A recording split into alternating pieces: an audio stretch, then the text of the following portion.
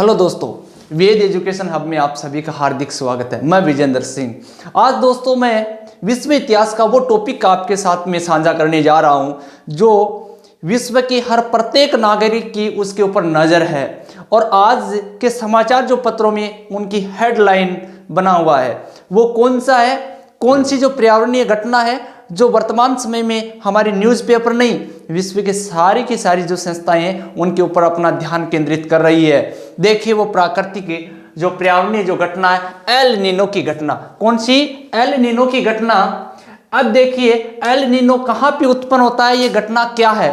तो मेरे दोस्तों ये घटना है दक्षिणी प्रशांत महासागर की। याद रखना कहाँ की है? दक्षिणी प्रशांत महासागर की। मेरे दोस्तों ये घटना है दक्षिणी प्रशांत महासागर। दक्षिणी प्रशांत महासागर के अंतर्गत मेरे दोस्तों देखिए दक्षिणी प्रशांत महासागर में यहाँ पे एक देश है और उस देश के नजदीक यानी तट के सारे के जो जलधारा बहती है उसका नाम है पेरू की ठंडी जलधारा। कौन सी? पेरू की ठंडी जलधारा। पेरू की ठंडी जलधारा। देखिए ये पेरू की जो ठंडी जलधारा है ये प्रत्येक यानी 2 व 5 वर्ष में क्या होता है, 2 या 5 वर्ष के अंतर्गत इसमें नियमित बदलाव आता है। क्या आता है? नियमित बदलाव आता है। और ये बदलाव किसके आसपास आता है? ये क्रिसमस का एक त्योहार होता है उसके आसपास आता है। किसका? क्रिसमस। ईसाई धर्म का एक त्योहार है, क्रिसमस का त्योहार के आसपास ये आता है। इसलिए एल नीनो को यानी एल नीनो है, ये एल नीनो जो शब्द है मेरे दोस्तों ये स्पेनिश शब्द है। कौन सा? स्पेनिश भाषा का शब्द है जिसका अर्थ क्या होता है? बच्चा। क्या होता है? बच्चा। इसलिए इसको क्राइस्ट शिशु के नाम से भी जाना जाता है। क्राइस्ट शिशु। इस घटना को क्राइस्ट शिशु के नाम से भी जाना जाता है। कौन सी घटना? एल नीनो की घटना को किस नाम से? स्पेनिश भाषा का शब्द जिसका अर्थ क्या? बच्चा। और इस घटना को क्राइस्ट शिशु के नाम से भी जाना जाता है। ये देखिए विश्व की जो वायुदाब का प्रवाह उसको किस प्रकार से प्रभावित करता है, अर्थात भारतीय मानसून पे इसका क्या प्रभाव पड़ता है। बहुत ही अच्छा क्वेश्चन यहाँ से आने वाले एग्जामों में पूछा जा सकता है और अपने को ये बेसिक पता भी होना चाहिए कि ये भारतीय मानसून को किस प्रकार से प्रभावित करता है। यानी प्रत्येक 2 से लेकर के 5 वर्ष के अंतर्गत ये अपने को देखने को मिलती है प्री घटना। अब ये है जब ये एल नीनो प्रभावित होता है तो भारत का मानसून क्या हो जाता है, यानी कमजोर पड़ जाता है। बहुत अच्छा क्वेश्चन यहां से है कि एल नीनो है, एल नीनो प्रभावी होता है मेरे दोस्तों, प्रभावी होता है तो भारत का मानसून है, भारत का मानसून कमजोर पड़ जाता है, कमजोर पड़ जाता है या देरी से आता है। यानी मानसून का जो अपना निश्चित समय है उसमें क्या कर देता है? देरी से आता है। किससे आता है? देरी से आता है। अब देखो इसलिए भारत को इसके बारे में जानना अति महत्वपूर्ण है। एल नीनो में क्या होता है मेरे दोस्तों कि जो पेरू का जो तट है यहाँ की जो ठंडी जलधारा है वो किस में कन्वर्ट हो जाती है, यानी एल नीनो प्रभावी होने के कारण, एल नीनो है ये प्रभावी होने के कारण मेरे दोस्तों ये धारा गर्म जल धारा में परिवर्तित हो जाती है, गर्म धारा में बदल जाती है। क्या हो जाती है? बदल जाती है। और ये गर्म जल धारा है, इस गर्म जल धारा के कारण यहाँ का जो टेम्परेचर है, तापमान है, वो पेरू के जो तट का तापमान, पेरू है इसके तट का तापमान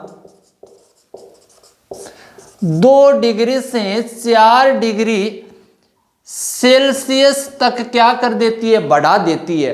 पेरू तट का तापमान 2 डिग्री से 4 डिग्री सेल्सियस तक बढ़ा देती है, जिसके कारण यहाँ क्या होता है? पेरू तट पे निम्न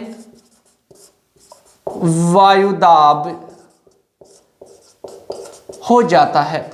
क्या हो जाता है मेरे दोस्तों? निम्न वायुदाब। याद रखना बहुत ही इंपॉर्टेंट बात मेरे दोस्तों ये है, तापमान है अधिक होगा वहां वायुदाब निम्न होगा। क्या होगा? जहां तापमान अधिक होगा वहां वायुदाब क्या होगा मेरे दोस्तों? आपको याद रखना है, वायुदाब निम्न होगा। जहां पे वायुदाब उच्च होता है, या फिर इसको अपन ऐसे याद रख सकते हैं, तापमान निम्न होगा वहां वायुदाब उच्च होगा, उच्च होगा। दोनों बातें अपने को याद रखनी है। तापमान निम्न होता है वहां वायुदाब क्या होता है मेरे दोस्तों? उच्च होता है।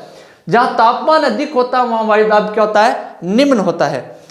जिस प्रकार से यहां पे जैसे क्या होता है, तापमान की जो स्थिति है, यानी तापमान सामान्य रहता है, जो सामान्यतः तापमान क्या रहता है? यह सामान्य रहता है। लेकिन कई बार क्या हो जाता है, यानी 2 से 5 वर्ष के अंतर्गत तापमान उच्च हो जाता है, यानी तापमान अधिक हो जाता है और वायुदाब क्या हो जाता है? निम्न हो जाता है। तो क्या होता है मेरे दोस्तों, यहाँ पे तापमान उच्च होने के कारण ये जो स्थिति बनती है, इसको अपन दक्षिणी दोलन के नाम से जानते हैं। किसके नाम से? दक्षिणी दोलन। किसके नाम से? दक्षिणी दोलन के नाम से जाना जाता है।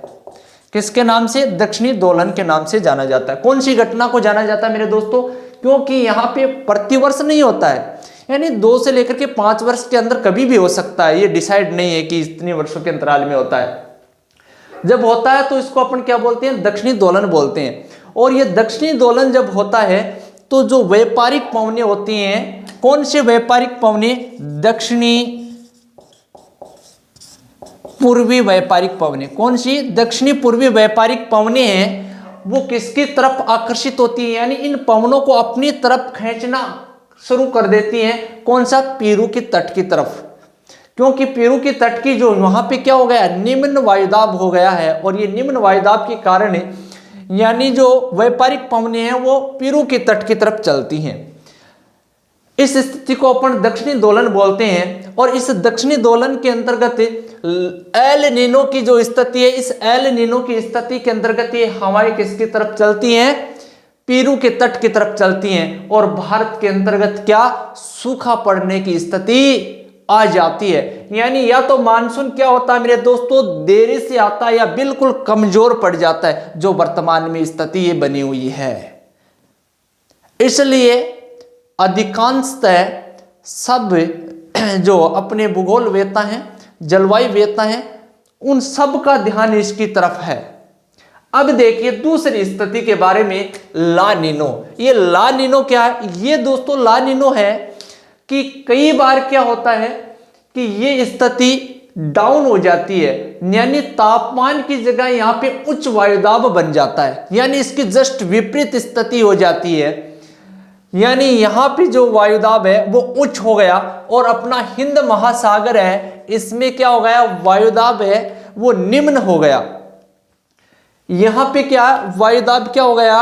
उच्च हो गया। यानी दक्षिणी प्रशांत महासागर में वायुदाब उच्च है और अपना हिंद महासागर है, इसमें वायुदाब निम्न है, यानी जस्ट विपरीत स्थिति। तो इसको अपन क्या बोलते हैं? ला नीनो। क्या बोलते हैं दोस्तों? ला नीनो बोलते हैं। ला नीनो किसको बोलते हैं? दक्षिणी जो प्रशांत महासागर में 2 से 4 डिग्री तक तापमान का गिर जाना। और तापमान गिर जाएगा तो क्या होगा? वहां पे वायुदाब उच्च होगा। अब देखिए यहाँ की जो दक्षिणी पूर्वी व्यापारिक पवनें हैं वो दोस्तों क्या करेंगी? यानी उनमें इतनी शक्ति आ जाएगी, यानी वो धक्का लगाएंगी और यहाँ की जो हवाएं हैं वो किसकी तरफ चलेंगी? यानी पवन चलेगी हमेशा जो पवन गति करती है वो उच्च वायुदाब से निम्न वायुदाब की तरफ पवनें चलती है। अब यहाँ से पवन चलेंगे और अपने कहाँ आएंगे, यानी हिंद महासागर में आएंगी, और हिंद महासागर की जो पवनें होती है उनको काफी क्या प्रदान होगी, ताकत प्रदान होगी। इसलिए भारत के अंतर्गत मानसून क्या होगा, प्रबल हो जाएगा। ला नीनो की स्थिति के अंतर्गत भारत का मानसून प्रबल होता है। बात अच्छे से आपको याद रखनी है मेरे दोस्तों, क्या होता है, ला नीनो की स्थिति में भारत का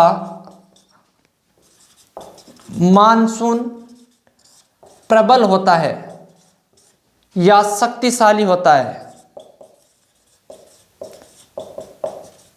और भारत के अंतर्गत घनघोर वर्षा करता है ये मानसून, और बगैर देरी के यानी समय से पूर्व भी ये अपने भारत में दस्तक देता है। किसके कारण, ला नीनो के कारण। ये बात अपने को अच्छे से याद रखनी है। एग्जाम में यही से क्वेश्चन पूछा जाता है ला नीनो और एल नीनो से। आप देखिए दोस्तों, ये किस प्रकार से प्रभावित करता है यानी यहाँ के आम लोगों को। भारत के अंतर्गत जो कृषि है उस कृषि के अंतर्गत देखो ला नीनो ज्यादा प्रभावी होता है तो वहां पे अत्यधिक वर्षा होती है तो भी चौपट होने के फसल का भय बना रहता है। एल नीनो होता है तो भारत में सूखा पड़ने की स्थिति उत्पन्न हो जाती है। इसी कारण से भी क्या भारत के मानसून को यह प्रभावित करता है। इसके अलावा अन्य जो देश हैं वहां पर भी क्या होता है, जो वायुदाब है, वायु का जो प्रवाह होता है वो बदलता है। इसलिए विश्व के अंतर्गत लगभग अपन बात करें तो 8 लाख जो मजदूर हैं उनको विस्थापित होना पड़ता है अपने रोजगार के लिए। इसलिए बहुत ही बड़ा यहाँ पे देखने को मिलता है। अर्थात विश्व की अर्थव्यवस्था है इसको भी ये प्रभावित करता है, क्योंकि आज अपनी ये ला नीनो की जो एल नीनो की जो स्थिति बनी हुई है दोस्तों, इसके कारण जो अर्थशास्त्री वो अभी बता रहे हैं जो खाद्यान्न के क्षेत्र के अंतर्गत वृद्धि होने वाली है, क्योंकि अपनी जो वर्तमान की फसल है वो खराब होने के नुकसान पर तेजी से टेम्परेचर बढ़ेगा। तेजी से टेम्परेचर बढ़ेगा तो क्या होगा, अपनी जो फसल है वो खराब होने की स्थिति रहती है। इसके अलावा अपन बात करें कि यहाँ पे जो रोजगार के जो साधन है वो रोजगार करने के लिए लोग हैं, लगभग भारत से भी 3 लाख लोगों के करीबन यानी विस्थापित होंगे अपने रोजगार के लिए, इसलिए बनी हुई है। इसके कारण भारत में भी लगभग 3 लाख लोग हैं वो विस्थापित होने की स्थिति में आ जाते हैं। आज का वीडियो आपको कैसा लगा जरूर कमेंट बॉक्स में कमेंट करके बताना। इस प्रकार की जो घटनाएं हैं उनको हम लेकर के आते रहेंगे। अगले वीडियो में मिलेंगे, तब तक के लिए जय हिंद जय भारत।